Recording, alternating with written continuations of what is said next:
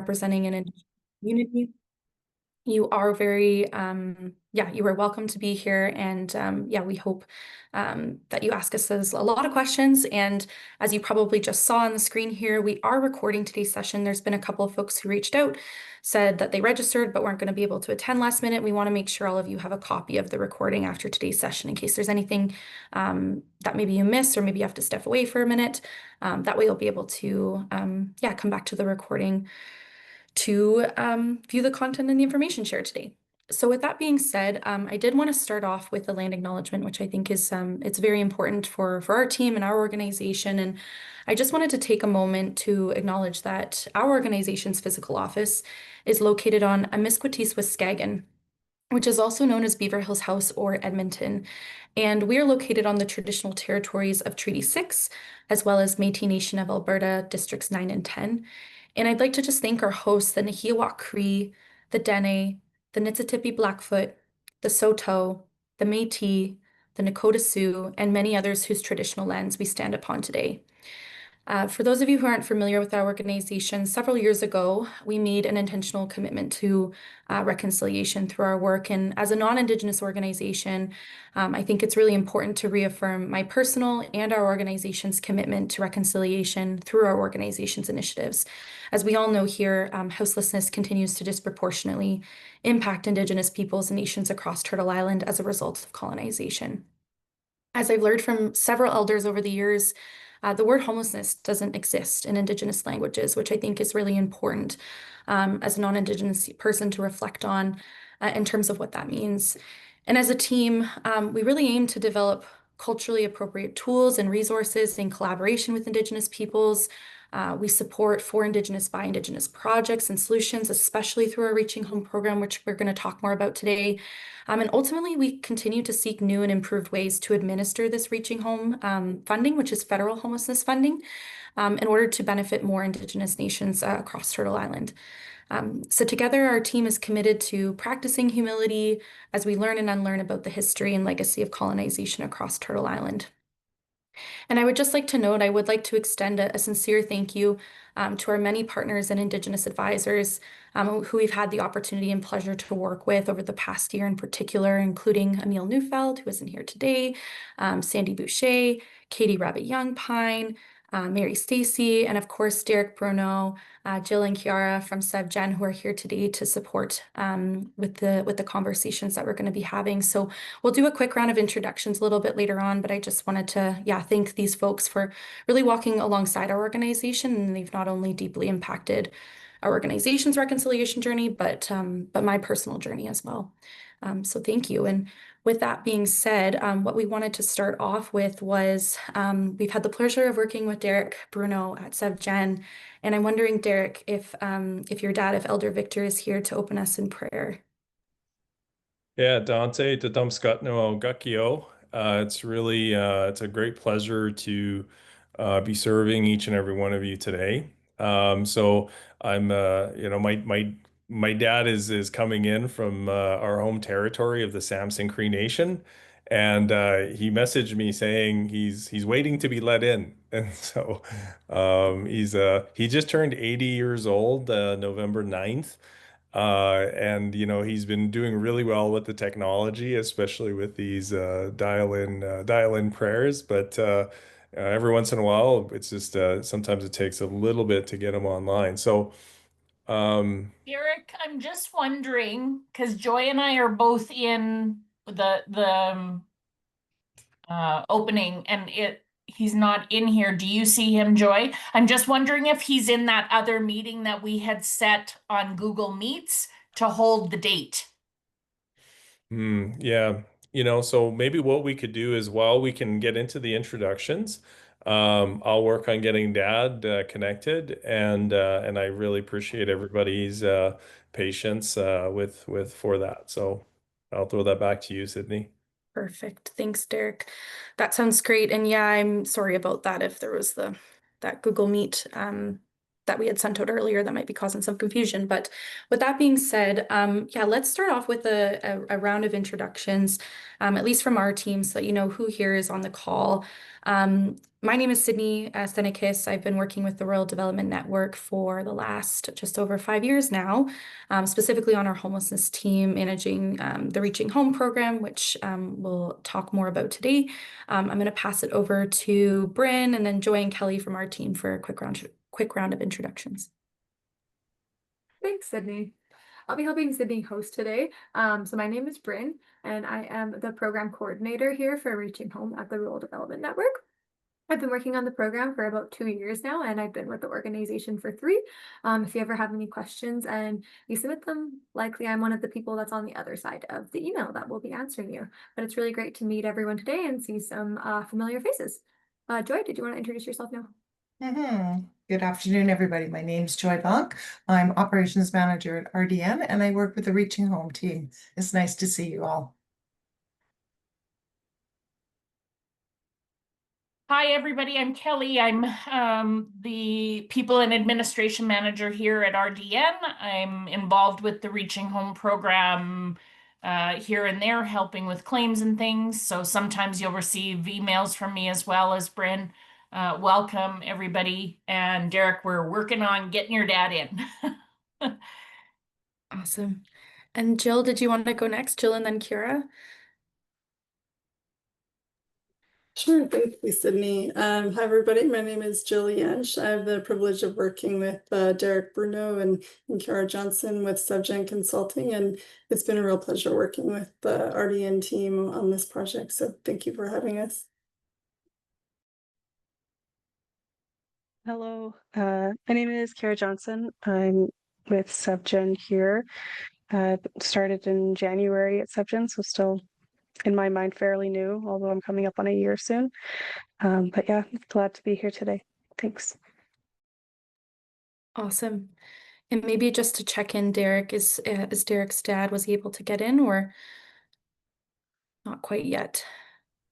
Not seeing anything. So maybe while we're just waiting, one thing I did just want to mention was, and as I mentioned in the land acknowledgement, it's been really important for our team to seek guidance from Indigenous advisors, specifically, I mean, to guide our organization in all of our initiatives and programs, but specifically with the Reaching Home program, just to provide folks with a little bit of history and context. So when I started at RDN, actually under the previous program prior to Reaching Home, we weren't able to fund any Indigenous communities on reserve. There was specific funding for First Nation communities, and under Reaching Home, that all changed. And so we quickly realized, again, as a non-Indigenous organization, that we had some work to do, and we wanted to make sure the funding was more accessible to communities. And so we're going to go into a little bit more detail about that shortly, but I see that Derek's dad has made it in, and I know Derek was in the midst of introducing himself, so I'll pass things over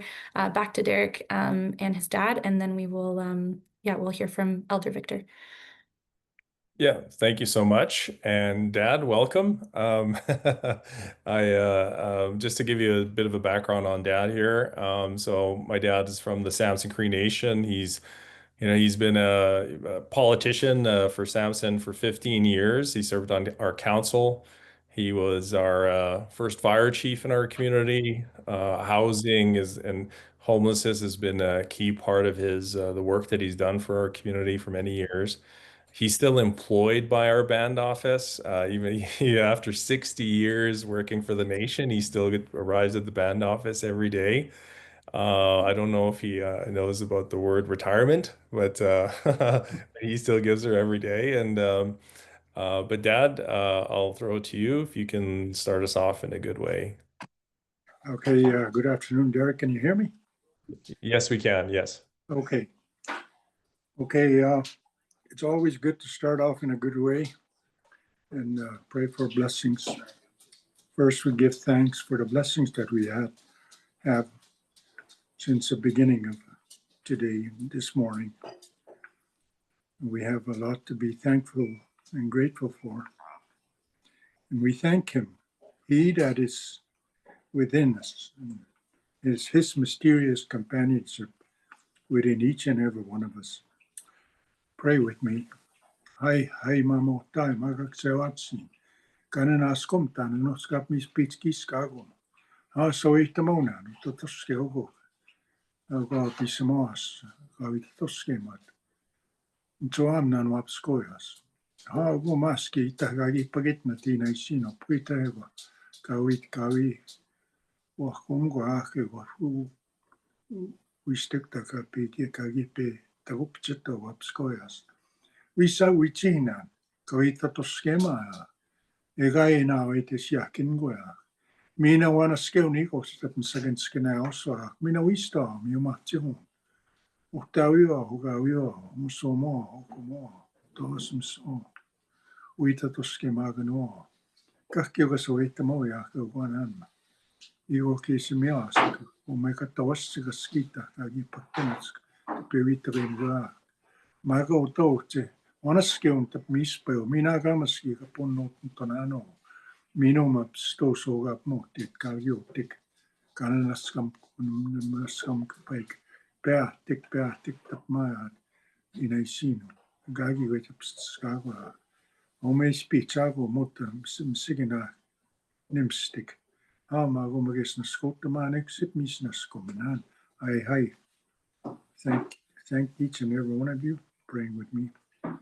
Accept the man. Thank you. Hi. Thank you, Dad. Okay, back to you guys. Thank you very much. And thank you so much, Elder Victor. It's always good to see you.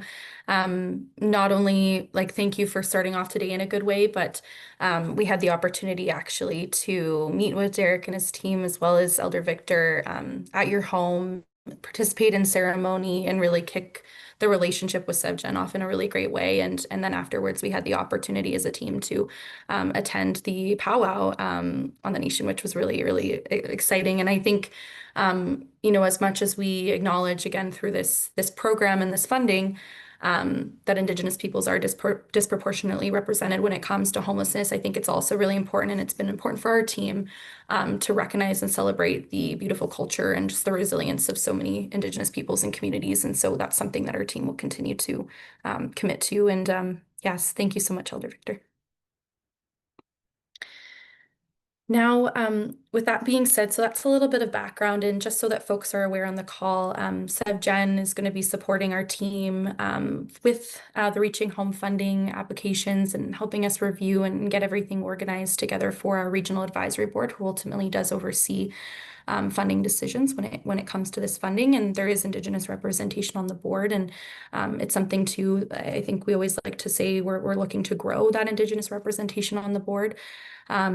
Bryn is going to go over a lot of the details around the funding. And again, there will be lots of opportunities today to just hear from you folks if you have any questions. But just a little bit of, again, background, jumping back to what I was saying earlier.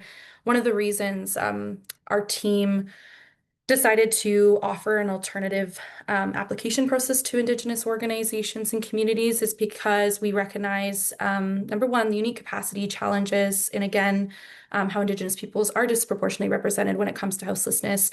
But we wanted to ensure that the application process was accessible to First Nations, Métis settlements, Métis communities across the province. And so we certainly welcome and continue to welcome feedback from Indigenous partners, and especially, following this application process. Again, we welcome feedback. We're always, willing to learn. We recognize this is just one step, in the right direction, but there's still a lot of work to be done on our part. But we hope this letter of intent process, shows our commitment again to reconciliation. And sorry, I should also add that essentially what happens is once the letter of intent is submitted, then we invite a number of projects to participate in what we call essentially an oral interview, but it's essentially a conversation to better understand the needs in your community and the project that you're putting forth. And so again, Bryn will go over all of these details, but just wanted to provide a little background around why there is a specific Indigenous application process. So with that being said, I'll pass things over to you, Bryn, and look forward to hearing from everybody a little bit later. Thank you, Sydney. Yeah, to get started, we will go through the Indigenous application guide. So this is actually a new guide that we have come out with this year. You can find it on the Rural Development Network website. So if you just go down underneath, please save a form for your application, 2026-2028 Indigenous application guide. So you can find it on the website there. And I will just pull it up right now. Right here. Start, and it should be good to get started. How is that for size for everyone? Do you want me to make it a little bit bigger? Is that better for people? Let me see. Okay. Seeing a thumbs up from Derek, so I'm gonna get moving on this then. But yeah, so basically, in the spirit of reconciliation, this year we did opt to create an Indigenous specific application guide instead of just using the general application guide for everyone. Since we do have the different process that Indigenous groups are able to use, we wanted to make sure that we had a guide basically that would show everybody exactly what's required, kind of weed out the information that isn't necessary to you, and hopefully put it in a digestible format. With that said, we were hoping to keep the guide a little bit shorter than what it was, so my apologies for the length on it. We do have a nice table of contents though to start off the guide, so hopefully you will be able to find the information you need to easily read through the guide by using the table of contents here. But yeah, to get started, as you can see, the guide starts off with a land acknowledgement, so we have that to begin. And we will go down. Now we get into the key information section. So I'm just going to spend a little bit of time right now going through this. This is a nice new addition also to our guides this year, basically just kind of outlining what key facts people are going to need to take from the guide for anyone that doesn't have time to necessarily read through the whole guide, or if you read through it all and you're just wanting to remember certain key aspects, this little section right here at the beginning is really good for that. So to get started, where to apply? You're going to want to apply through the Reaching Home Call for Proposals 2026 to 2028 application. That's going to be located on a Google form, so you can access that as well through our website, or if you're in the guide, you're actually able to just click this link here and it will take you over to the guide. With that said, for Indigenous applications, if there are any issues with using the Google form and we need to find a different way to apply, please reach out to RH Applications, our email, which is listed just down here, and we're more than happy to work with you to find a better means of application if there is any issues with using the specific form. Something important just to note here also with the Google form is the fact that because of the way information gets uploaded to it, we do need everyone to apply who uses the Google form with a Gmail account. So if you don't have a Gmail account, we do recommend just creating one. There's questions later on in the form where you're able to use your own work email or a better email for you that we can contact you with. So the Gmail wouldn't be used for anything other than just to upload the information, just so you guys are aware with that. But yeah, so that's a little bit about the Google form. We did use a Google form last year and it worked pretty well. Obviously, there's always little kinks and things like that. But yeah, if you guys do have any questions or issues with that, be sure to let us know. Next up, just the Indigenous Letter of Intent application. So this is just to remind projects that if you are an Indigenous organization or community, you are eligible to submit an application via a letter of intent. So it's a little bit different than the general application or the current project application. There's less questions. It's just really in order to give us a snapshot of what your community looks like and what your ideal project would be. And then from there, obviously, we will continue with conversations with selected projects in order to determine who will move forward with the funding. But yeah, next up, the application deadline. So just really important date to make sure that everybody knows. The final date to submit your application is going to be December 8th, 2025 at 1 p.m. So that's 1 p.m. So just in the afternoon, middle of the day, not the end of the day. So just want to make sure that I flag that for everybody. That December 8th at 1 o'clock will be the due date for all applications. Unfortunately, any applications submitted after this time will not be considered for funding. So definitely ensure that you apply before then. Also recommend, due to technical issues that people can come across, to definitely try applying early and not putting it off until the very end. However, if you are having any issues with the application, by all means, reach out to us and we will do our best to fix any errors that you might be having. Next up, we have the maximum project funding request. So this is a little bit different if you have applied for funding in the past for Reaching Home through RDN. We do have a maximum amount this year, which is going to be $100,000 annually, or $200,000 over the 2-year course of the project, should you decide to apply for a 2-year project. The reason for this funding largely comes from previous application cycles. So because we didn't have maximum fundings before, a lot of the time projects were applying for a lot of funding. However, we do have such a small pot at only $4.8 million. And when we're looking at the entirety of the province and dividing it up amongst everyone outside of the 7 major cities, unfortunately, $4.8 million over 2 years just really doesn't go that far.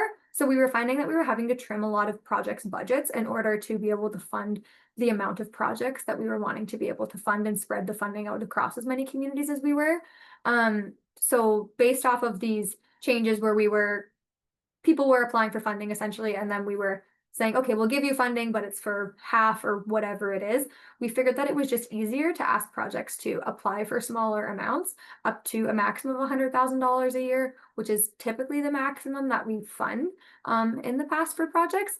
There is still the chance that you could apply for $100,000, just so you are aware, and budget trimming still might need to happen. But with that said, the budget trimming from, say, $100,000 to $80,000 is obviously a lot less large in the entire scope of a project versus trimming a budget from $300,000 down to $80,000. So yeah, just wanted to flag that there. The next thing that we wanted to go through, obviously, I mentioned that $4.8 million is the total funding for 2026 to 2028. For eligible project types, you are eligible to apply for either operational or capital project. The project does need to be either operational or capital. We aren't able to really do a mixture of the two. The only option for that would be capital assets, which we can go through a little bit later. But that would be because that doesn't technically fall under the capital project realm. The earliest project start date is going to be April 1st, 2026. So no expenses that have occurred before April 1st, 2026 will be eligible through this funding. And then the latest project completion date will be March 31st, 2028. So all funding for the project will need to be spent and concluded by March 31st of 2028. For eligible applicants, I kind of touched on this as well. The funding is for anywhere in rural, remote, Indigenous, First Nations, Métis settlements, Métis communities. On reserve is eligible. It's really just anywhere outside of the 7 major cities that is considered ineligible for this funding. Priority. So as Sydney had discussed with our regional advisory board, who is the group that essentially make the final funding decisions of who receives the money from Reaching Home, we discussed with them, and they had said their biggest priority for this call is just making sure that projects that are Indigenous led and Indigenous serving are what is prioritized. They understand that Indigenous populations are disproportionately affected by hostelessness, so that is where that priority comes from. And yeah. For eligible activities, basically, we want to make sure that any funding that is being used for Reaching Home is serving individuals or families who are experiencing houselessness or at imminent risk of houselessness. Unfortunately, Reaching Home is not a low-income support. So while some organizations might be doing work with low-income individuals, when it comes to actually using the Reaching Home funding, we do need projects to be able to decipher between the two and ensure that the Reaching Home dollars are only going towards those people who are at imminent risk or already homeless. Then we go into a little bit of the information session dates and everything like that. Obviously, we are attending the one today. There is another one if anyone else is looking to attend another Indigenous information session on December 2nd, 2025 at 10 a.m. So you're more than welcome to sign up for that if you're looking to come back and you want to listen through again, or if somebody else at your organization potentially is interested in attending, be sure to have them sign up for that. There is also the general information session. So there was the one this morning, and then there will be another one also on December 2nd at 1 p.m. If you do have any questions, we have our email on the screen here, and it's saved in a few other places as well throughout the guide. It's rhapplications@ruraldevelopment.ca. Essentially, any questions you have when it comes to applying for the funding, we just ask that you direct them all to there. There's a few different people with eyes on this email. So if you're able to send it there, our hope is that you'll be able to get answers as quickly as possible. Just so everyone is aware, funding decisions and notifications are scheduled to happen in early February 2026. Oral interviews will be taking place in January. So successful applicants from the letter of intent, we will be meeting with in January prior to decisions being made to learn more about your project and discuss further. But yeah, those are all kind of the key high points essentially from the guide that we've gone through. I'm going to scroll down now. You can see that there is an overview of the Reaching Home call for proposals. By all means, please read that. Some great information. Also a little bit on who RDN is, which you're more than welcome to read up on as well. For who is eligible, most notably for this session, we are talking about obviously Indigenous communities and organizations. Along with that, all of the other people listed on the screen here are also eligible for this funding. So what activities are eligible and what are the priorities? So priorities are going to be given to projects that can address a demonstrated need. They can clearly outline capacity in order to deliver the identified project activities, demonstrating innovative approaches to ending homelessness and using strong partnerships to do so, developing responses to Indigenous specific homelessness, including culturally appropriate and mental health supports.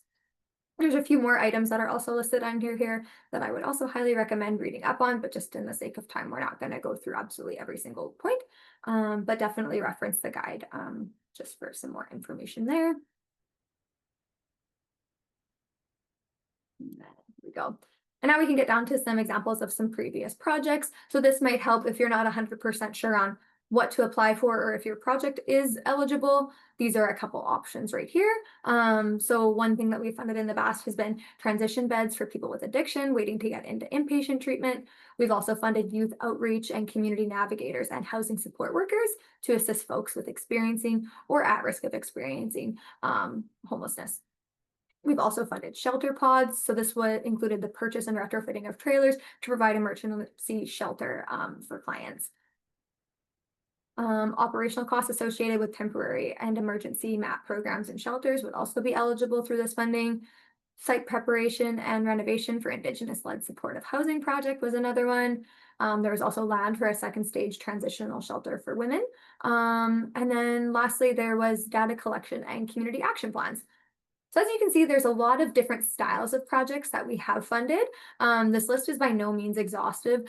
There's a ton of other projects that are eligible that we have funded. So if you're ever unsure if something that you're interested in applying for is eligible or not, we definitely recommend reaching out. We can answer those questions a little bit later on in this session, or you're more than welcome to reach out to that RH applications email and we can get back to you on whether or not one of your ideas would likely be deemed eligible under Reaching Home. Just so you guys are aware, there is also a Reaching Home website from the federal government. And basically in it, there is directives that are listed, which you're also more than welcome to check out. It has a little bit more information specifically about the Reaching Home program as it is a federally funded program. So there's just a bit more detail. There's a little bit more jargon. It's maybe a bit tougher to read, but there is a lot of good information in there as well if you're interested in referring to that. So what activities are not eligible then? For this, there is a number of different things that aren't eligible. Most notably, we aren't allowed to provide landlords with an incentive or a bonus to rent to people who are exiting homelessness. We also aren't able to cover housing setup costs before other funding sources have been exhausted. So essentially, Reaching Home is always supposed to be the last source of funding for things. If there are other provincially mandated social assistance programs or anything that can cover what the need is, we always say that you need to use those ones up first. Once those are exhausted, by all means, come on over and use the Reaching Home funding, and there's no issue with that. Rent-to-own programs also, unfortunately, aren't eligible. Mortgage payments aren't eligible. We also aren't eligible to provide long-term rental assistance. So we are eligible to provide rental assistance for projects or for clients, I should say.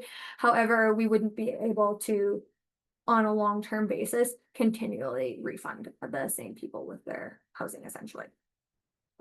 Also supports for low-income individuals or families who are not deemed to be at imminent risk of homelessness would not be eligible for the Reaching Home funding. So I kind of touched on that earlier. That is a little bit of one where it's a bit tougher, I know, to determine whether or not they're deemed low income or at imminent risk of homelessness. So we always tell service providers that we trust you in making those decisions and determining whether somebody that you are dealing with is simply low income or if they are at imminent risk of homelessness.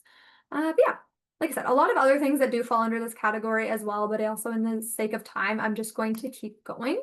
However, we do recommend if you would like to read through the full list, definitely check it out. Like I said, the guide is on our website and you're more than welcome to read through these a little bit more extensively. And then where I was talking about the Reaching Home Project directives, you can see they're just down here. So that's that link that will take you to the federal government website that will have more information just on the Reaching Home program as a whole. And there is our email again for the RH applications. So what are the reporting requirements for this funding? So I just want to take a second now just to go through the reporting requirements for this funding, because some people do get a little bit confused about Reaching Home. A lot of people are used to receiving grants. However, not as many people are familiar with working with reimbursement type programs, which is what Reaching Home is. So essentially with Reaching Home, it's different than a lot of programs that you might apply for in the sense that when you apply and if you are successful, you don't just receive a lump sum or even half of what it was that you applied for in your bank account. Essentially, the way it typically works is you will complete either monthly or quarterly reporting and you will submit it to us. We'll review it. We'll look through all of your expenses. We'll check the backup that you submit. So that would be any receipts, wage information, things like that. We'd go through, we'd make sure everything looks okay, and then we would process a payment to your organization to reimburse you for those expenses that were that occurred in the quarter prior. With that said, we understand that this doesn't always work for everyone, and we also know that specifically Indigenous groups, there are more barriers with receiving funding and everything like that. So we always want to make sure that we are extra sensitive with our Indigenous projects for this reason. So this is where I'm going to mention that we offer advances. We do offer advances for all projects with Reaching Home. However, a lot of the time it's more focused on capital projects. With that said, if this is something that you guys are needing, so potentially in order to hire, let's say, a housing navigator in your organization, if your organization isn't able to hire this person until they receive the funds, all you have to do is let us know and we're able to submit for an advance. So essentially we'll be able to pay you whatever the amount is that we would need to cover probably a couple months worth of wages for this person. So you guys are able to get them hired, and then we're able to prepay essentially for the wages as the year goes on. Typically outside of capital, we wouldn't be submitting for the entire amount, just because with things that are smaller in value, so like wages, and maybe you've only spent $4,000 in the first month or two, you obviously don't need to receive the full $60,000 then right off the bat because the expenses aren't occurring. Whereas if you were to be doing something like a capital project and you guys are looking to purchase a home or you're paying for a renovation and something and you're receiving $100,000 and you need the $100,000, we understand that that's something where obviously it needs to be prepaid for more. So we definitely just want to let you guys know that if that is something that you guys need, depending on how your financial situations work at your organization, we definitely just recommend letting you know. That is a conversation that we will have with you guys based off of whoever is approved for the funding. But yeah, so that's a little bit about advances and how the reimbursement works. There is also just a lot of reporting in general, I'm not going to lie, with the Reaching Home program. So there is the quarterly and monthly, or quarterly or monthly, sorry, I should say, financial expenses. So that's where you're just going to have to make sure that you keep all of your receipts and everything on file for anything that you are claiming through the program. There is also quarterly activity reports that have to be submitted. And then there's also annual and quarterly data. So they're both slightly different. These are things that we would go through in our training when we onboard new projects, essentially. So I'm not going to go into too much detail here. The only thing I will touch on is just on the quarterly activity reports and just letting you guys know that as Indigenous groups, we do offer oral activity reporting. So for a typical project, we normally make everybody submit the written activity reports. However, in the name of being culturally sensitive and just in the spirit of reconciliation, we've been doing oral activity reports with any of our Indigenous projects who choose to do so. Basically, that just means that you're meeting with Sydney or myself on a quarterly basis, and you're just kind of letting us know how things are going. We take notes, and then we get the information we need that way. So it's a little bit less onerous than having to do the physical written report and everything yourself. But yeah. So that's a little bit about the reporting. I just always like to talk about it here just because, like I said, it is a bit more onerous than what a lot of grants are. So I just always like to stress that just to make sure that you do have capacity within your organization to be able to complete everything that we do need. But yeah, anything that you guys need help with along the way, though, we are also very good at supporting projects with, and we are big into the capacity building. So we will work with any projects that we need to work with essentially to get the items that we need. But yeah, so that's all of the good stuff there. We can continue on with the rest of the guide now. So how much funding can communities apply for? Obviously, we've already gone through this in the key information section, so we're just going to skip past that. Same with the communities applying. So obviously you guys are using the Google form. For the letter of intent, I'm going to focus a little bit on this right now. So this was the specific version that Indigenous groups and communities are able to apply for with Reaching Home, which obviously we've discussed earlier, and the whole reason that everyone's here today. So for the letter of intent, basically we want to include the following details. We want you guys to include a community story. So we want you to tell us about your community. We want you to illustrate what homelessness looks like in your community, and just kind of give us a picture of what the need is. We understand the need is there, and we know it might even seem a little bit redundant for you guys to do this, and I am sorry. It is unfortunately just kind of part of the process that we have to take, and with our documentation that we do just need a little bit of a backstory on it, essentially. So we do just ask that you complete that. So in the letter of intent, like I said, just kind of giving us a picture of what the community looks like and what services you guys are missing, what it is that homelessness or houselessness look like in your nation. And then we're going to want to have a little bit of a project overview as well in the letter of intent. So in that, you're going to want to mention basically when the project is starting, when the project is ending, any key deliverables or anything that's planning to occur throughout the project.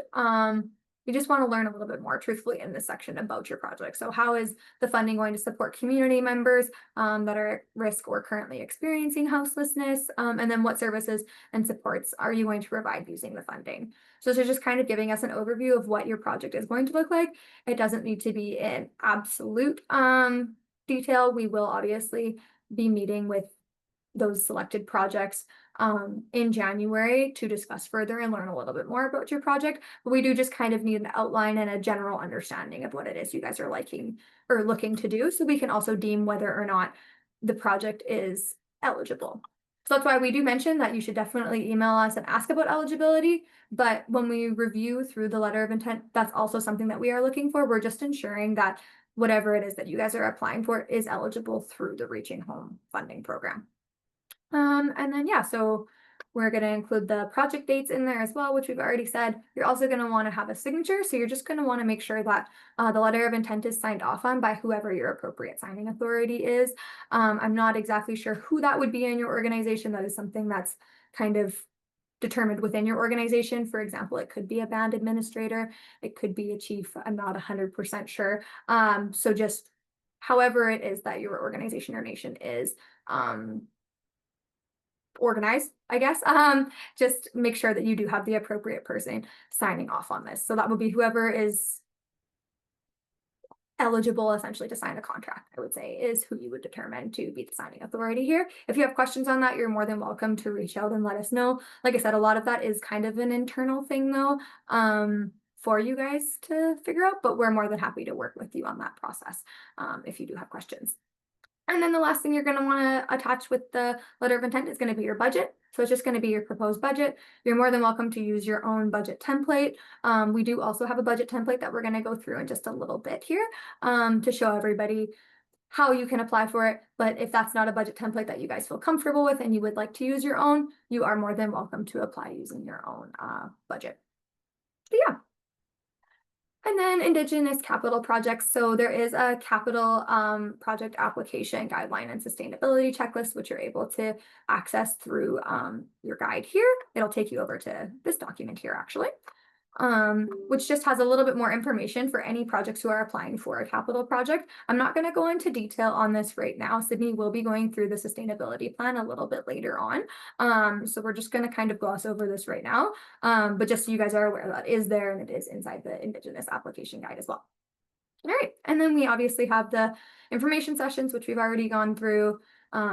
You can apply for another one if you would like to in the event right here, but obviously you guys all know how to apply because you're all sitting here today, so that's exciting. And then just at the end, we have additional resources, so just an easy place to also click and get to the other items that you might need for the application. All right. So unfortunately, you guys are still gonna have to listen to me for a minute or two yet. But we are into the official letter of intent application questions and everything. So this should go by pretty quickly because we have gone through most of the meat of the guide, obviously, at this point. So the first thing that I think is important just to note is when you guys open up the Google form, you're gonna notice that it's gonna take you just kind of to general project information. And you do need to submit this portion of the application. So basically in this, regardless of what type of project you're applying for, whether it's the Indigenous application, whether it's the general application or the current project application, we just need to get these core details essentially from all groups. So we ask that you fill this out first. In it, you're going to notice that there's the contact information. So you're going to need to submit your contact information for your signing authority, your primary contact, and your secondary contact. So the signing authority, that's kind of what I went through above, essentially making sure it's the person who is able to and has the authority to sign a contract, essentially. So if you guys are successful with receiving the Reaching Home funding, we just like to have this information already ready. So when we draft up contracts, we're able to have the appropriate information listed, and it kind of just speeds the whole process along and prevents any potential delays. We are obviously on a tight time frame between projects being notified in February and starting as early as April 1st. We just want to make sure things go as smoothly in there as possible. So that's where this information here is really crucial. So that's a bit about the signing authority. The primary contact, that's going to be the person I would say that's creating the application and really in there and knows what information is going on with the application. They would be the person that we would contact if we do have questions about the application. It would be the primary contact that we're reaching out to. So in some cases, the signing authority and the primary contact might be the exact same person, and that's totally fine, but they also might not be. So if you do not have the authority to sign off on the project, but you are the one who would likely be leading it, or you were the one that completed the application, then I would recommend putting your information in the primary contact section here. And then the secondary contact, that would be the person who basically second in command to the primary. Maybe they also helped make the application. Ideally, they should have a little bit of a concept of what the application is. They might also be helping work on the project if the project was successful, anything like that. Pretty self-explanatory, but if you guys do have questions, we're more than happy to also answer them on that. Then we go into the organizational information. So you're going to put your organization name, your address. You're going to select what type of organization you are. Likely, if you are applying for the Indigenous application letter of intent, I'm assuming that you will be selecting the Indigenous nation or organization selection here. And then you can include your organization's mission and vision here. And then this is the key component that basically differentiates the whole application. So you're going to get down to the application type, and you're going to notice that there's three options. So there's the general application, there's the current application, and then there is the Indigenous application. So because you're sitting in this section, I'm going to assume that you guys are all going to be applying through the Indigenous application. It just denotes and it says, I am an Indigenous organization or community, or I'm applying on behalf of one. So this is going to take you to the letter of intent portion of the application, essentially, if you select that. If you select one of the other two, it will take you to the equivalent questions, essentially. Yeah. So based off of this, when you get on down to the Indigenous application, it's going to request that you upload your letter of intent. We had gone through the different information that needs to be included there, but you can see it's also listed in the form as well. So there's the community story and telling us about your community, a little bit about the project overview and when the project is starting and what'll be going on. And then obviously the signature from your signing authority. So that's where you're just going to want to make sure that you upload that. It should be in either a PDF or Word format. And we do ask that it is signed. And then you're going to want to upload a detailed budget in an Excel file format. So while I said it doesn't matter if you do use our budget template specifically, which we will be going over later, it does matter that we would like to see it in an Excel format, if at all possible. If there are issues with this, please let us know if that's not how it is originally completed or anything. We are able to work with you on this. However, in an ideal world, it should be in Excel, just so we're able to see formulas and calculations and things like that that might be included in the budget. But yeah, so you'll upload that there and we're all good. And then after that, it goes down and it's going to ask you for the funding request. So here you will put between April 1st, 2026 and March 31st, 2027, how much it is. So maybe it's $70,000 you're applying for the first year. So that's what you would put in there. And then let's say in the second year for 2027 to 2028, you're applying for $100,000. So you put $100,000 under this question. And then in the total funding request, you would add up these two. So that would bring you to a total of $170,000 a year when you combine the $70,000 year one request and the $100,000 year two request. So just so you guys are aware, this final question here for the total funding request should be the sum of the two requests right above it. But yeah, and then we have funding advocacy. So because we do have the maximum funding amount that we are imposing kind of on projects this year, where you're only allowed to apply for up to $100,000 per year, we do just want to make sure that we're still getting a picture essentially of what homelessness looks like in all of the communities, and if there is additional funding that people would have ideally applied for if the funding was available. So essentially this question is just supposed to be, in an ideal world, how much money do you guys really need to fix houselessness in your community? Maybe it's the fact that you guys are wanting to build a shelter and it's going to cost you $1 million, or maybe it's the fact that you would like to hire 3 community workers and it's going to cost you $200,000, or whatever the option is that you guys would ideally apply for. This is where you would put that in there. It's not a mandatory question. However, we will just kind of be using this information essentially to advocate to the governments, both federal and provincial, use it to just kind of demonstrate what the true need is across communities in rural and remote Alberta. So yeah, definitely recommend filling that out if you can. There is also an option just kind of to elaborate a little bit more. So it's not just a physical number that you're putting in. You can give a bit more information on what it is that the money would be going towards. Yeah. And then once you've got all of that done, it's going to take you down to the submission agreement. So essentially, you're just going to have to go through and you're going to have to check off on the fact that your signing authority approves of your application. You're going to have to check off that you understand that unfortunately not all projects who apply for Reaching Home funding are going to be receiving funding come February. And then we'll need you to give us an electronic signature, which is just going to be your name typed out. There is also a little note at the very end, which just gives us which just gives you our email address as well. So that's the RH applications that I was talking about earlier. If you do have any issues when it comes time to submitting, just a quick link there where you're able to send us an email as well. Yeah, that is pretty much everything on the application and on the guide. Hopefully that makes sense to everybody. I'm just going to, 1 second. Let's see. Did we want to go through the budget template now, Sydney, or do we want to stop and see if there's any questions? That's what I'm thinking, is if you go through the budget template in the next like 5 minutes or so, then we can pause for some Q&A. And just while you're getting that budget set up, and what I would do, Bryn, maybe just share that example template and go through that one. And then as you go through it, you can speak to the requirements. Does that make sense? I see it up. Okay, perfect. Okay, so to make things simple, I'm just going to go through the example template here. This is actually an Excel file. I'll pull it up really quickly at the end just to show you one tab that you won't be able to see here. But yeah, hopefully this will help things make sense. If you have applied for Reaching Home funding in the past and you have used our budget template, you will notice that this one is a little bit different this year. We're hoping that it's a little bit easier for people to be able to understand. Before I get started, I can just go over to Tia if you have a question really quick first. Sorry.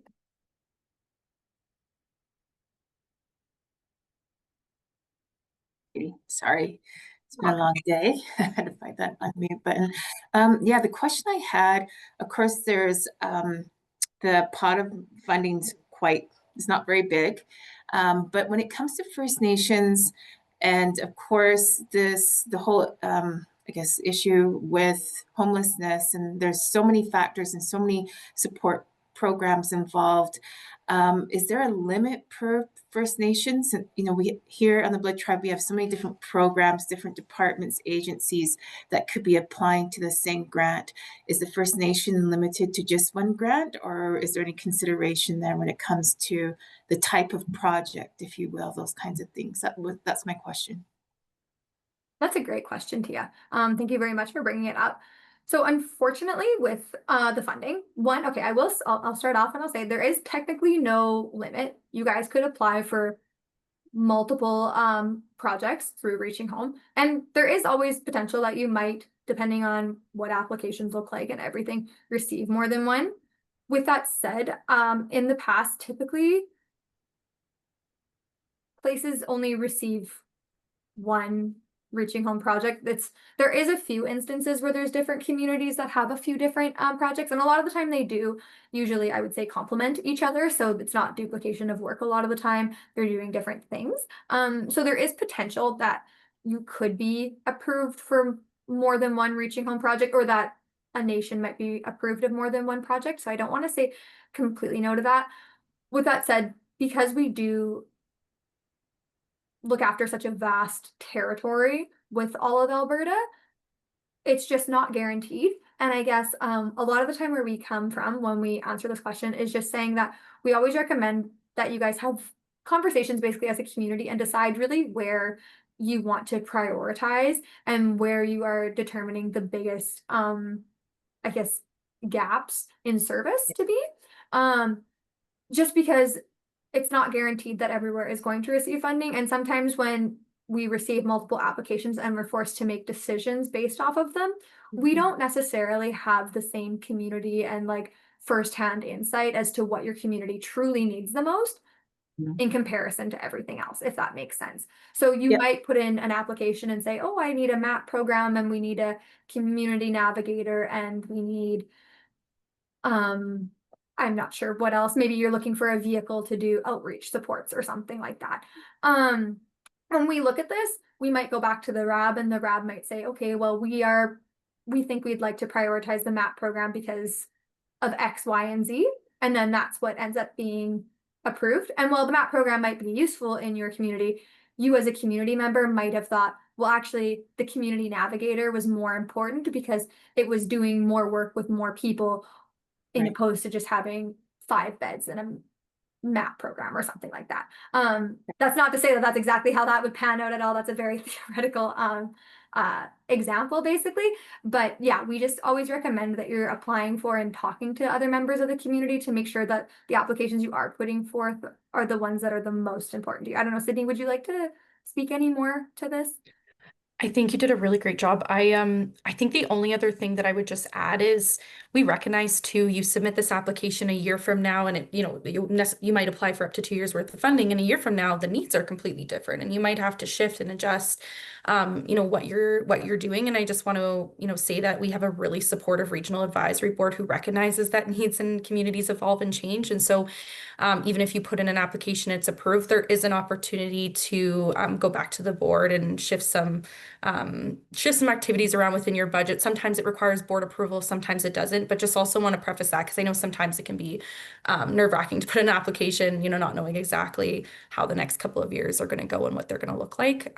So just wanted to add that. But yeah, Bryn, you summarized it really well, and we continue to honestly advocate to the federal government. We submit letters to the Ministry of Housing, Infrastructure and Communities Canada talking about the importance of First Nations, specific funding, Métis Nation and Métis settlement specific reaching home funding. And there have been some agreements signed in OT. We've had this conversation, but just for the other folks on the call, there have been some agreements signed just this past year. They call them reaching home distinction-based funding agreements, but this is essentially, it's funding specific for First Nations and Métis settlements and communities. How that funding is being rolled out, we're not quite sure yet because we're working on building relationships with Treaty 6, 7, and 8, as well as Métis Nation of Alberta. But certainly connect with our team and we can put you in contact with the folks that we've been given the contact information for in case you're interested in exploring that avenue for reaching home funding as well. We want to make sure that as much reaching home funding is available for First Nations, Métis communities in Alberta. So thank you. Thanks, Tia. Thanks, Sydney. I appreciate you sharing on that. And Tia, does that answer everything for you, or did you have any follow-up? Yeah. Okay, awesome. All right, well, great question. To continue on, I guess we can look at the budget template that I was mentioning. So there is an Excel version that goes along with this that I will show you guys in a second. However, I think just for the sake of time and also just making it probably make more sense to you guys, I'll go through a completed version. So we'll look at this PDF. You can also find this for reference on our website. It's just saved under the resources. So definitely check that out as well. But basically to fill it out, so the name of the organization, you put your name of the organization. Obviously in the example, it's the municipality of ABC. Very original. And then we can go down to the expenditure categories. So this year, things that are a little bit different, we have them divided out into 4 expenditure categories. So there's staff wages, there's project costs, there is administration costs, and then there is capital expenses. So in the first one, we can see the staff wages. We have 2 different ways that we just gave people options for if you are applying for wages. So the first one would be a housing coordinator, part-time at 0.5. So essentially for this, it says the housing coordinator will be responsible for the overall project delivery, project scope, and ensuring deadlines are met. Year 1, the salary is $26,000 plus mercs and benefits of $5,000 for a total of $31,000. Year 2, there's going to be a 2% salary increase to bring us to $26,780 plus the same $5,000 in mercs and benefits for a total combined of year 1 and year 2 of $62,780. So you can see in here under the position name, we have that it's the housing coordinator because that's obviously the name of the position. And then in the description, it tells us just a little bit about what they're doing. And then it gives a breakdown of what their salary is. And then we can see in year 1, obviously it's the $31,000. And then in the year 2 with a little bump, it brings it to $31,780. I definitely think it's also important just to show this example here because obviously with inflation and stuff, lots of organizations do have guaranteed increases year on year. So we always like to just flag this to make sure, because it can be really easy when you're filling in the budget to be like, yeah, $31,000 one year and $31,000 the next year. And then you kind of miss out on the fact that you're like, oh, we were actually going to give them an increase of a couple percent, which would have been a few dollars more essentially. So we just like to denote that in there and remind people of that. The next option for how you could also fill out a staff wage would be this housing case manager and navigator. So in this case, there isn't really the same description showing what the worker would be doing, but it says the housing case manager in year 1 would be making $31 an hour at 18 hours a week times 52 weeks a year for a total of $29,016. In year 2, they're expected to get a 3% increase, which would bring their total hourly rate to $31,093 or $31.93. Wouldn't that be a great wage? $31.93 at 20 hours a week. And then we would multiply that by 52 weeks a year for $33,207.20. So you can see the slight bump between year 1 and year 2 in here. Like I said, both include key information. It's really just in the description about kind of explaining where your dollar value comes from, I would say. So that's what the big key part is here, just so we're aware. And then it also helps if there is the case of budget trimming, like we were mentioning, it kind of lets us see what exactly we would be giving up or what we would be getting if budgets are had to be trimmed. But yeah, so that's kind of how that works. Pretty self-explanatory once you go through it, hopefully. But we do understand that it's a different way that things are laid out this year versus previous years. So if you have questions on this, definitely chat with us and we'll do our best to answer any questions you might have. But yeah, so that's kind of how staff wages works. For the project costs, so you would be filling in the expense type or the item over in this column, and then you would be doing the description again here. So just to go through the first one really quickly, and you guys are able to review this further on your own off of the website. So the first one would be the damage deposit. So the description for this, it says to just support people experiencing homelessness with moving into safe and secure housing. It would include helping 6 individuals or families at $1,000 a month.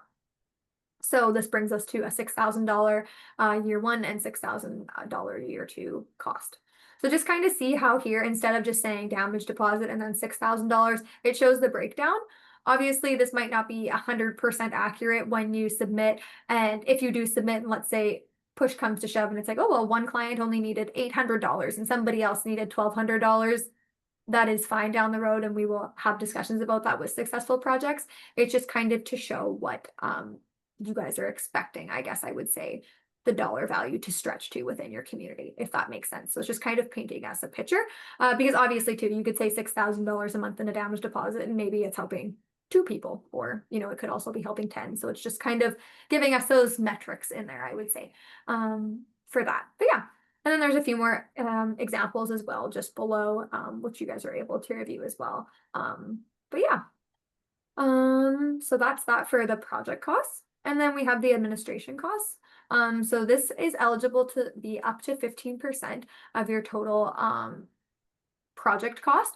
So essentially, if you guys are applying for $100,000 per year, it would be 15% would be included in the $100,000. So it wouldn't be $100,000 plus 15%. That 15% would have to be worked into that $100,000 request in one of your years, just so you guys are aware on that.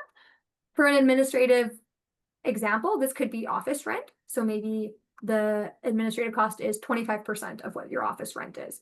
So this would be the rent for your Reaching Home specific office in the area that you guys are located. So that equals out to $200 a month, and then in kind is $800 a month. So the office space altogether would typically cost $1,000 for where the Reaching Home worker is working. However, using the administrative costs from the program, you guys would be paying up to $2,400 a year, which would be approved through Reaching Home. Hopefully that makes sense, but if you guys have questions on how admin works, definitely feel free to reach out and we are able to answer those questions. Next up in here, we have capital expenses. So this could be either for a capital project, but it could also be for a capital asset. So a capital asset is anything that costs $1,000 or more that we put in here. So in the example here, it's a laptop. And you can see that the description is that the project is purchasing 2 laptops for clients to use to apply for income assistance and jobs, etc., for a total of $3,000. So the laptops are each $1,500 in this example. With capital assets, I should just mention also, if we are purchasing anything that is the $1,000 or more through Reaching Home funding, there is a little bit of additional paperwork that also goes into it. So there is just a form that you guys will have to fill out if that is the route you choose to take. However, let's say if your project was able to find a laptop for $900 and it didn't obviously crack the $1,000 threshold, then that's great. You wouldn't have to go through those same extra steps. But we can go through that. We can kind of cross that bridge when we get there for projects that are successful, I would say. The final portion just of the budget down here is just the other funding sources. So you're just able to include any other funding that your project is receiving down below. So for example, we have the FCSS and their $19,000, $200 contribution. And so this was where the $800 a month times 24 months for the Reaching Home office rent that we were talking about earlier would go, essentially, just to show that that's where the in-kind is coming from. The FCSS might also be using $40,000 worth of funding to pay for the remainder of the wages for the housing coordinator, which is listed up here as well. So it's just kind of a little spot at the bottom where you guys are able to put in any other funding sources that would be benefiting essentially the program that you guys are submitting for Reaching Home funding. I'm going to open up my Excel really quickly. So just 1 second, because this might take a minute.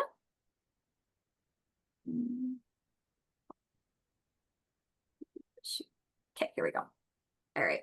So this is just a blank version of the budget that we just went through, obviously. So this is what it would look like when you open it up on Excel. But then the only part that I wanted to talk about, because obviously we went through this, is just the examples of eligible activities.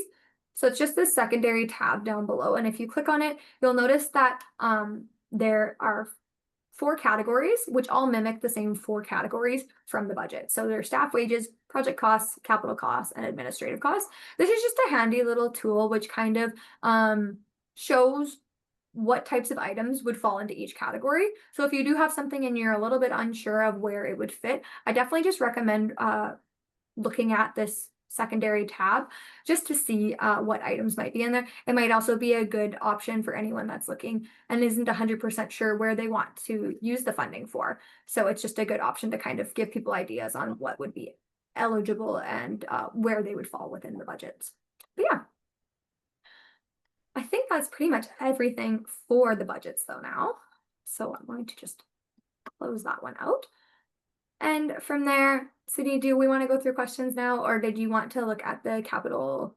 I think let's pause and go do some questions. And I just saw Sandra in the chat had asked, I'll just read it out to you. Do you need to identify each year of other funding, or is that a total amount? So under the like other funding or in-kind support? You're fine to include it just all combined. So you can see in the example here, it says $19,000 $19,200. And then that says in the details and comments over 24 months. So that would be over the 2 years. I would just recommend kind of using the details and comments to explain that. So if it is just a single year of funding that you're receiving it for, and it's going to maybe make year 1 cheaper for you guys, but then you're going to need more money in year 2, you can just include that, I would say, in the bottom there. But it's really dependent on which way, or dependent on what it is for your project. You don't need to fill in multiple lines, though. If you're receiving the same amount of funding in year 1 and year 2, I wouldn't worry about making them separate lines, in my opinion. Sydney, does that? Absolutely. No, that's perfect. And just a reminder on the budget note too, we do have this template, available for projects, but for Indigenous organizations and communities specifically. You're also welcome to submit your own budget template if preferred over using ours, but we just like to provide a template because this is ultimately the budget that will ask you if your project is successful in completing later on. So sometimes it can make it a bit easier when it comes to adjusting things, once if your project has been approved. But just wanted to flag that as well. If it's easier and you have an internal template that you like to use, like no problem. And we'll support you if your project is successful in completing our template, because we know it might be organized a little bit differently. Thanks, Sydney. Of course. And does anyone else have any other questions that they wanted to ask regarding the application, the budget, anything like that? We can also always ask more questions later on too. So if anything does pop into your head in a little bit, that's fine as well. Yeah, folks are thinking about a capital project and have some questions around that. I promise you we're going to get to that piece and talk a little bit more about it shortly. But feel free to raise your hand or post in the chat like Sandra did, and we can continue to answer questions throughout. The other thing, just finally on the topic of the budget piece, just wanted to share, because as Bryn had mentioned earlier, we do have, or the Reaching Home program does have some, what we consider to be a bit like heavy and onerous reporting requirements, and some expenses that have the most detailed and onerous requirements to report back on are gift cards. And so if possible to stay away from the purchase of gift cards, I promise you it will make your life easier when it comes to, for gift cards, we often have to ask folks to report on the distribution and make sure folks are signing off on receiving the gift cards. We need rationales around why the gift cards are being distributed. And please know this isn't our requirements. This is the federal government's requirements. We act as this essentially intermediary between the federal government and organizations and communities. And so, we've been advocating for quite some time to reduce the onerous reporting requirements that are currently required of us. However, we've been successful in some ways, but in other ways, especially when it comes to gift cards, the government still sees that as a cash payment and requires a lot of reporting around it. And then as well, like any sort of like rental arrears or damage deposits, the government requires us to request copies of leases and just additional supporting backup and documentation. And so just some things to keep in mind when it comes to like wages, staff wages, or if you're just going out and purchasing food in bulk, those are really easy, receipts and backup that our team, will request of you. And it will require a little bit less work on your end. And that's ultimately why we're sharing this with you, in case you're thinking in your head, oh, should I do gift cards or should I just purchase some food in bulk? Definitely recommend not doing gift cards if you can avoid it. But we understand too, and this is why we've advocated for gift cards to be covered under Reaching Home in smaller communities. Sometimes it is best to be able to get a gift card from your local grocer or grocery store in order to be able to support people experiencing or at imminent risk of homelessness. So just thought I'd throw that out there. And Bryn, I'm not sure if there's any others top of mind, but I was just thinking of providing a little bit of support there.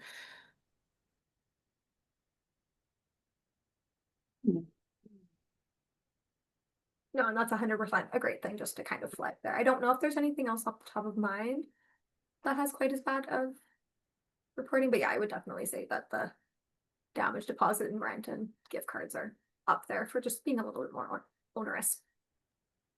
Yeah, they just ask for a lot of details around the situation of the person, of course, respecting confidentiality, but it's not something we love to ask for. And obviously we trust you folks in the room here as service providers and knowing your community best, and just unfortunately some requirements right now that we can't get around. And as you probably know by now, we are not the federal government. And so we're happy to work with you, advocate to the federal government for changes with regards to the Reaching Home program. It will be really interesting. Now is actually the time to be doing that work because we don't know what's going to happen after 2028 for Reaching Home. They're having program renewal discussions, but now is the time to provide that information and just suggestions and recommendations to them for the future program. So, yeah. And then, Bryn, if we're not, or if there's no other questions at this time, should we move on to talk capital projects? I think that sounds good. And yeah, if there's more questions at the end, we can always answer them then. Do you want me to go over back to the Indigenous guide, or do you want me to go to the project, the capital project checklist? I'm thinking maybe back to the Indigenous guide. I think it's just laid out a little bit nicer.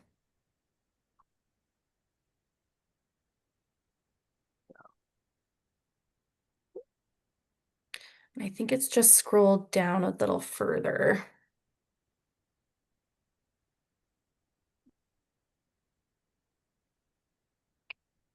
And then while Bryn's getting to that point in the document, so this isn't asked of you at the time of submitting your application. I do want to preface again, because I know there's some folks on the call who are in this morning session, for Indigenous organizations and communities specifically, we don't ask for a sustainability plan to be submitted at the time of your application. So at the time that your letter of intent is submitted. However, we do want you to be aware of the requirements and be transparent about the requirements that are needed if you are to move forward with the capital project and if you are to be successfully approved by our regional advisory board for that project. And so we are going to go over that shortly. And Bryn, I'm wondering, maybe actually let's jump over to the sustainability plan. That's right, because we put it, that's right. Okay, awesome. So we have a whole document that's dedicated to capital projects that we definitely encourage you folks to read through. But just to kind of give you kind of a high level overview of the types of capital projects we're able to fund through Reaching Home. So we're able to fund any sort of capital costs associated with, the purchasing of buildings or renovations associated with emergency shelter, permanent supportive housing, transitional housing. So this is housing specifically that provides folks with those wraparound supports. And again, it has to be supportive housing dedicated specifically to supporting folks experiencing or at imminent risk of experiencing houselessness. We're also able to fund, the purchase of vehicles, as Bryn said earlier, for example, for outreach. We're able to fund capital costs associated with the development of non-residential facilities, which is a really interesting one. So maybe there's a food bank or community center or hub that you're looking to develop that's specific to, again, serving folks who are experiencing or at imminent risk of experiencing houselessness. So these are the types of projects we typically see folks request funding for. Now, as Tia, you noted, and as we noted earlier, the funding is very minimal. And so oftentimes projects will request funding through Reaching Home to support partial costs associated with capital projects. And what we've heard from communities over the years is that they've been able to leverage Reaching Home funding in order to access additional, whether it's other government funding, in order to be able to support their project. And so you are, I can't speak for other funders, but from our perspective, you are able to stack funding. Reaching Home, the government sees leveraging Reaching Home funding as being a really, as strengthening essentially your application. So when it comes to, there's 4 essentially requirements for capital projects. And maybe I'll just get Bryn to scroll down. There's a sustainability plan checklist that folks can just read through to better understand kind of what some of the requirements are, but I'll just go over the 4 of them in detail right now. So the first is funding sources. So, and I think it's just a little further down. It should be the next page, I'm thinking. Yes. So essentially, if your project is successful and we move forward to the oral application round, we'll have a more detailed conversation around the sustainability plan, and you'll have time to actually put forth the plan. And we can support you in doing that at the time. So what we're going to ask at that point is for you to list the different funding sources associated with your project. So as I mentioned, Reaching Home is typically only one small partner or funder at the table. And so we just ask that you provide us with essentially a breakdown of all the funding associated with the cost of your capital projects, where the funding is coming from, and then we understand it takes some time, but eventually we will ask for more formal letters of support from those funders, confirming those funding sources. In terms of the second sustainability plan requirement, we require information on, I believe, is it partnerships next, Bryn? Yeah, project impact, sorry, first. So what this essentially means is if you are developing supportive housing in your community, how many staff are you going to need to hire in order to provide those wraparound supports for folks? If you're purchasing a vehicle, how many are you going to need to provide, or what is the operational and maintenance requirements? Are you going to be providing additional staffing to drive the vehicle? If you're, again, creating emergency shelter, developing supportive housing, how many additional beds or how many additional individuals are going to be able to be supported as a result of this project? What we found is government language, they often use the word number of beds. Really what that means is the number of individuals that are going to be able to be supported with that type of project. And so this is the type of information, again, that we'll ask you to gather and collect. It's just something to be mindful of if you are putting together a capital project application. The third is nice and easy. The third requirement is focused on partnerships. So who is going to be supporting your project? It could be, for example, in a First Nation community, other departments on the nation. We often see will support a project, whether it's through in-kind support or again through partnership, referral, etc. So this is where, again, we would require and ask for letters of support at a later date. And so never a bad thing to start, working on that, but it will not be required at the time of your application. But definitely share as much information as possible in your letter of intent. But also we recognize, we're not asking for, there's no set length. You're welcome to share as much or as little, because again, we're going to be having conversations with a number of folks to really dive into the details of your project in January. And then last but not least, and this is by far the one that causes and creates the biggest barrier for folks in applying for capital projects, and that's the operational sustainability requirement. So under Reaching Home funding, again, this is federal government requirements. They require capital projects to show that they're going to be able to sustain their project 5 years after their Reaching Home agreement ends. So these would be operations and maintenance costs associated with supportive housing or emergency shelter. This would be operation or maintenance costs associated with the purchase of a vehicle. After the 5 years is done, you are free to, if of course, continue providing services to folks experiencing houselessness, or maybe, an opportunity comes up. We actually just had a project recently reach out and say, hey, we're looking to actually sell our home that we purchased for supportive housing because the opportunity came up to purchase a number of units. And so after the 5 years, you're free to do with what you choose. But within those 5 years, the federal government wants to see that there is operational funding committed to the project, whether it's from the nation, whether it's from the settlement, whether it's from the province, the feds. They want to see that information. And I recognize in saying this, there's not too many opportunities nowadays to get those kind of long-term commitments, especially from government for operations. And so projects have had to be creative around this requirement. And what we've actually seen is a number of projects essentially. So for example, we have a couple of projects that are renovating or building supportive housing units, and the folks who are going to be residing in those units are on income supports and AISH, and they've been able to utilize funding through these folks that is supporting these folks to reinvest back into the program to provide those operational costs and really keep the project going and provide the maintenance and et cetera. We've also seen, sorry, I just had it written down here. And I know this isn't necessarily relevant, but we've also, well, sorry, no, it is relevant. I was going to say municipalities, but on the other side, we've seen a number of nations as well also commit, have various departments commit to the operational sustainability of the project.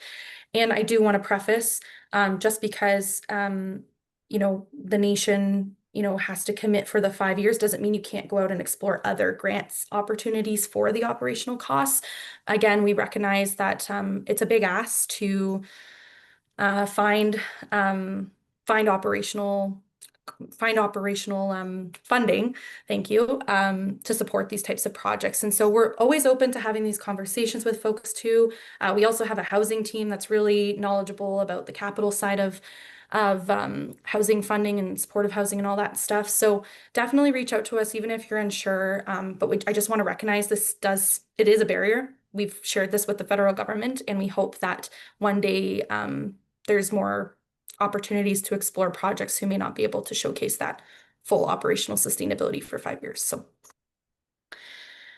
with that being said, and one more thing to note is for any goods or services that are being subcontracted for capital projects that are greater than $25,000. Again, this is a federal government requirement. We do require at least a few quotes then to be provided and shared with our team, and just a brief rationale as to why a certain contractor was ultimately chosen. And this is for anything greater than 25,000. Anything less, you don't have to worry about. But that's just one other thing we like to let folks know about. I think then lastly, back to the operational sustainability piece. Unfortunately, the federal government doesn't recognize fundraising as a sustainable source of operational funding. And so that's just something to keep in mind. And again, in this document, there's a lot of details. It goes through the sustainability plan checklist in even more detail than what I went through. And so definitely encourage you to take a look and take a read through. And if you need help deciding if it's worth putting in a capital project application, again, definitely reach out to our team. We're happy to chat one-on-one. And I'll pass it back over to you, Bryn. Thank you so much, Sydney. Oh, okay. And then I guess last but not least, we can go through the Google form, and then we should be able to finish with any questions quickly. Does that sound good? All right. All right. So I know we already went through this form, so sorry, just me quickly. I'm just going to show you guys what it looks like really quickly, just so you guys are familiar. And then if you have any questions, you can let us know. But at least if you're familiar with it here, hopefully it'll make things easier when it comes time to actually submit your application. So we definitely recommend also with this, obviously all of the questions are located in the application guide. And I would just recommend that you do copy those questions into a Word document or something similar, and essentially write down what all the answers to your questions and everything would be in there, just so it is easy to copy and paste them over into here. And in case there are any technical difficulties or anything, it prevents you from potentially losing any information. Obviously for you guys with the letter of intent, there is less information that we're going to have to worry about copying over here, which is really good. But there is still a few pieces. So I just always like to recommend that as well to projects. But yeah, so when you go on to the application, you're going to be greeted with this page right here. It's going to say the Reaching Home Call for Proposals 2026 to 2028. So if it doesn't say 2026 to 2028, you're in the wrong spot. But I think this should be the only one you're able to find. It's going to ask you right away if you want to record the email that you are processing the application with. You're able to check yes. You don't have to check yes. There's no requirement for this. Just the important, it's going to tell you about the due date and everything in there. And then you're going to go through, you're going to complete your contact information in here, which we've already gone through. I've just filled this all in with the word example, so I'm able to toggle between the different tabs of this. However, you will have to make sure that you have this completely filled out before you're able to go to the next pages when it comes to actually filling it in. So yeah, so we get all the contact information, we get the organization information, we get the organization type. So in this case, likely it's going to be an Indigenous nation or organization. So we can select that down here. You'll put the year of incorporation, your mission statement, and then comes the very important part. So this is the part that's going to determine essentially what questions you get asked afterwards. So if you are applying for the Indigenous application, which I'm assuming everyone here will be, you're going to want to make sure that you select this one down here. If you select the other two, it's going to adjust the types of questions that you get asked. So just make sure you are selecting the appropriate application for what it is you are trying to submit. So after you've selected that, you just hit next. And it's going to toggle you over. You're going to see that it says Indigenous application letter of intent. So that's how you know you're in the right spot. It's going to give you a place where you can upload your letter of intent. Once again, all the same information that we ask that you include in the letter of intent is here just to make it easy so you're able to reference it if need be. You're going to upload it here. And then you're going to upload a detailed project budget in an Excel file format. So we just ask that it is in an Excel file format. If you are having issues with that, please let us know though, and we can work with you if there are problems with the Excel. Then obviously the funding request, you're going to put in however much. In this example, we have 50,000 and then 75,000 for a total of $125,000 over the 2 years. So like I said, just making sure these two numbers add up to this number is key. And then we have the funding advocacy. So this is where you would put in how much you could request if there was no limit essentially. And then once we have all of those all completed, we hit next down at the bottom. And it's going to take us to the final page of the application, and this is the submission agreement.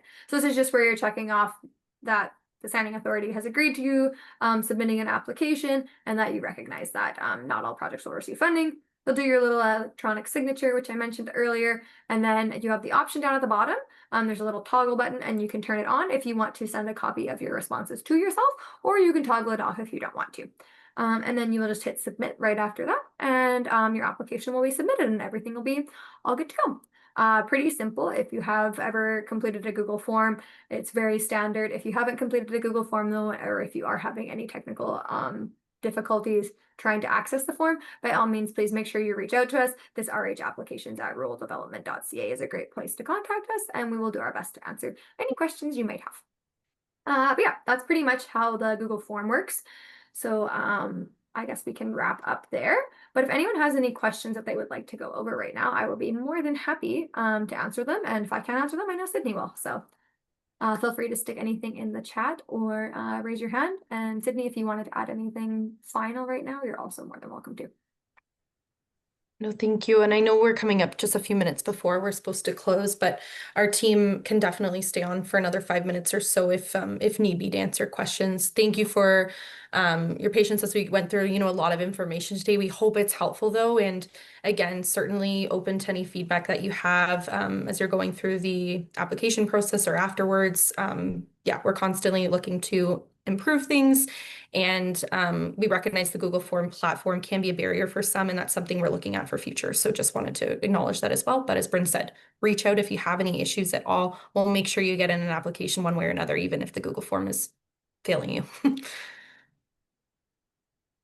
But yeah, any other questions?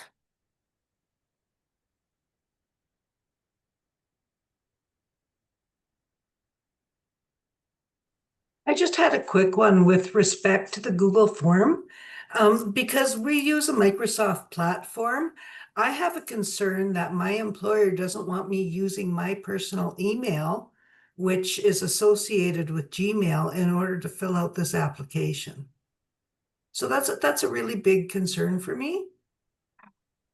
Yeah, no, thank you so much for voicing that. I think, and I'll explain and see if this helps alleviate your concern at all. And then otherwise we could look at an alternative.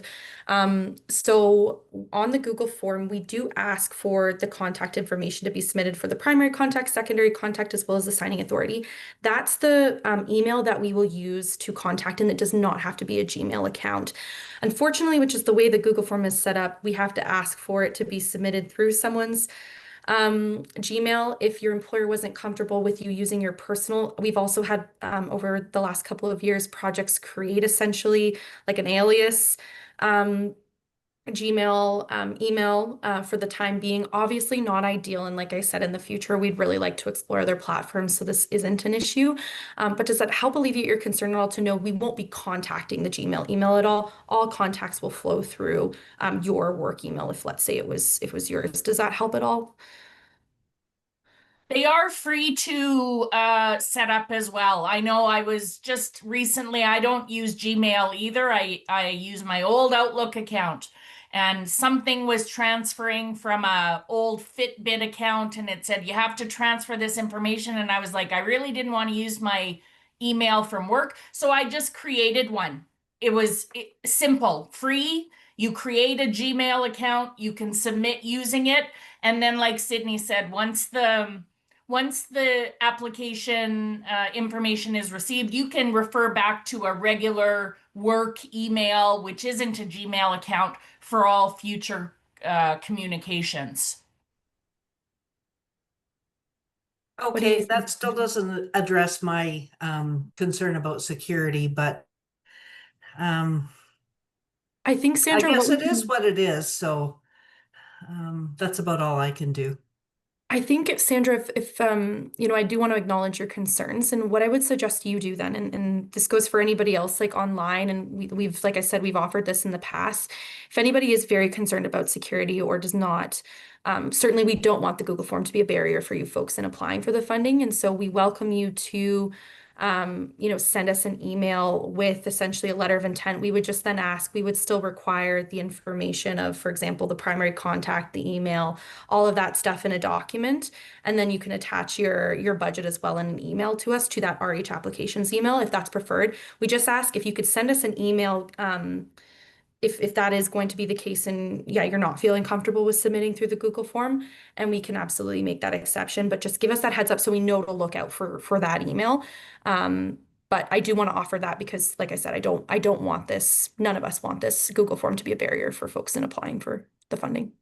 Thank you so much. I appreciate that. That's good. Yeah. Thank you. Bhavesh, did you have a question at all? No, I don't have any question. I was like, I have read the guideline, but I will check again. And at the time of application, if I will have any question, I will reach out to you. Thank you so much. It was a great presentation. Thank you. Thank you. Awesome. Any other questions from folks? I have to go a little bit outside. I had a question. Murray, good to see you again. Hi. Yeah. If there three parties are going to get together to apply, one is a Métis organization, well, an Indigenous organization, one is the city. Do you have to have one main partner, or can they three apply together? So usually we would suggest having, we call it kind of like one fiscal agent for the project. So if your project was approved, like one organization that the funding would flow through, just for simplicity and from like a contract kind of finance perspective. But in terms of like who would be lead on the application, that's a really good question, because we only have areas for, I guess, and if there is, and I think we have an other comments section too, Murray, on the Google form. And so if there was additional contact information you wanted to share for other folks, especially if it's going to be an application submitted in partnership, definitely include their information there, and we'll make sure that all the folks who, you know, are required to be contacted are contacted. But I would say it would be great to choose kind of one organization as being that lead. Doesn't necessarily have to be the same one as the fiscal agent. We've seen it done in different ways over the years, Okay. but it certainly helps to have kind of like that one lead organization submitting on behalf of the group. Well, that's great. Thank you. Thank you. Any other questions at all?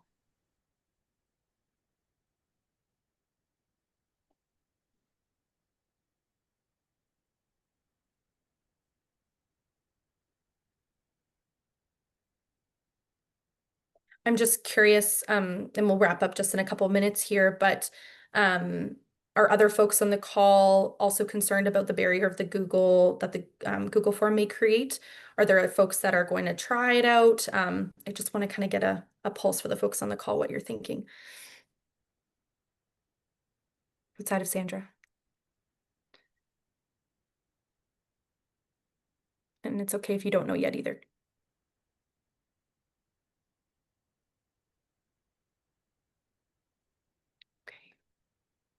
Okay, some are saying that it may not be a barrier. I think it really does depend. And that's been our experience as well. And because we're a small nonprofit, we have limited funding to really invest in a good system, but it's something we're definitely going to explore in future years so that this isn't an issue. So thanks for your patience, everyone. Okay. Well, if there's no other questions, our team will stay on for another minute or two. We're going to be meeting with SevGen anyways. But just thank you so much for your time today. I know it's just past 4 now. I hope everyone's wrapping up their workday. We're really excited to receive applications from you folks this year. And yeah, if you need anything from our team, if you have any more questions, feel free to come to the information sessions on December 2nd, or you can reach out to our team, and we'll get back to you as quickly as possible. So I hope everyone has a great rest of your day. Thank you for all the incredible work you're doing in your communities, and it doesn't not go unnoticed. And yeah, we hope today's session was helpful. Take care, everyone.